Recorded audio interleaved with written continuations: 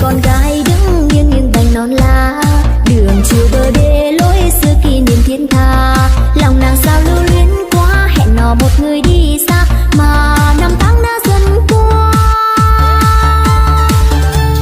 Chuyện tình chung thủy có em bên bờ sông vắng, ngày ngày ra đón biết đâu anh còn nhớ chăng. Lệ buồn đêm khuya thức trắng, chiều chiều nhìn theo ánh nắng, lời thề ước dưới ánh trăng. Tình là tình cô đơn gió lạnh mùa đông, ngọn đèn dầu chiếc bóng nơi cổ phòng.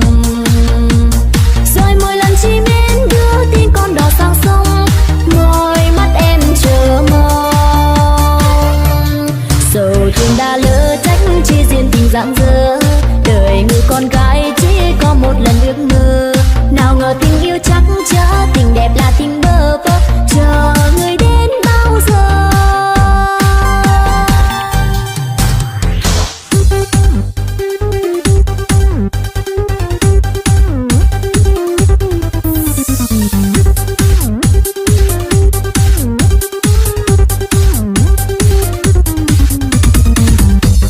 Chuyện tình chung thủy có em bên bờ sông vắng, ngày ngày ra đón biết đâu anh còn nhớ chăng.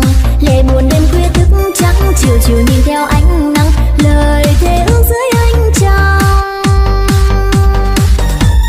Tình là tình cô đơn gió lạnh mùa đông, ngọn đèn dầu chiếc bóng nơi cổ phòng. Rồi mỗi lần chỉ mến đưa tin con đò sang sông, ngồi mắt em chờ mong. Sầu thương đã lỡ trách chi duyên tình rạng rỡ, đời người con gái chỉ có một lần ước mơ. Nào ngờ tình yêu chắc chở, tình đẹp là tình bơ vơ, chờ người đến bao giờ.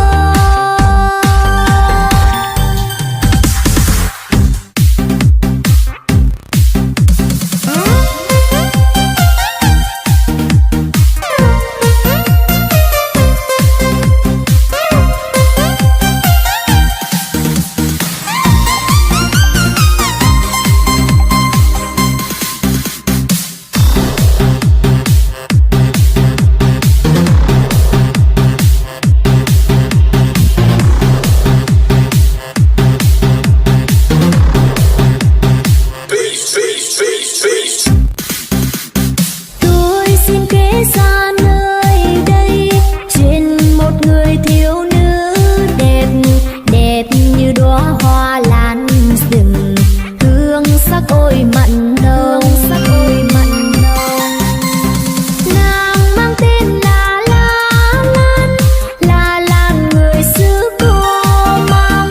Chưa yêu đương chưa đau thương nên nàng chưa biết buồn, chưa biết buồn.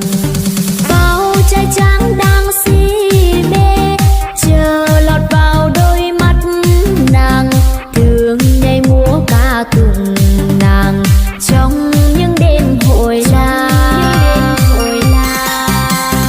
Nàng La Lan vẫn ngây thơ, vui say điệu múa cô, tay trong tay cô quay quay, chưa biết yêu là gì. Rồi thời gian trôi qua, con người xứ ngự bồng vắng tiếng cười, thường đưa đôi mắt trông xa vời, thì ra nàng